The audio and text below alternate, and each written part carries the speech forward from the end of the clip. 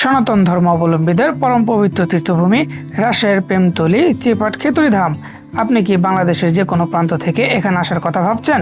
তাহলে মাত্র 1 মিনিটে জেনে নিন সম্পূর্ণ ভ্রমণ গাইড।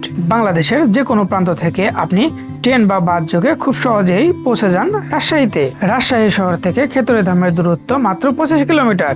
রাজশাহী রেল স্টেশন বা ভদ্রা মোড় থেকে সিএনজি, লেগুনা অথবা লোকাল বাসে চড়ে সরাসরি চলে আসুন গোদাগাড়ি রোডের প্রেমতলী বাজারে। ভাড়া পড়বে মাত্র 50 থেকে 80 টাকা।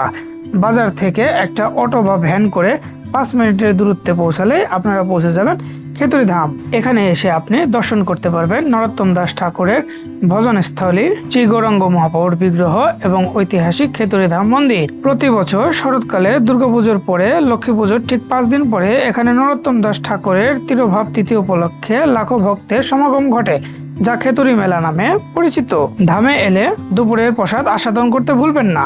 আর থাকার জন্য ধামে নিজস্ব অতিথিশালা রয়েছে। এছাড়া আপনি চাইলে মাত্র আধ ঘন্টার পথ রাজশাহী শহরে ফিরে এসে ভালো কোনো হোটেলেও রাত্রি যাপন করতে পারবেন। দেরি কেন, আপনার পরবর্তী আধ্যাত্মিক গন্তব্যের তালিকায় যুক্ত করুন খেতুরি ধাম। ভিডিওটি ভালো লাগলে অবশ্যই শেয়ার করে দেবেন এবং চ্যানেলটি সাবস্ক্রাইব করে পাশে থাকা খেতুরি ধামের সম্পূর্ণ ভ্রমণ গাইড ভিডিওটি পেয়ে যাবেন এই চ্যানেলের একদিনের রাজশাহী ভ্রমণ প্লে লিস্ট থেকে।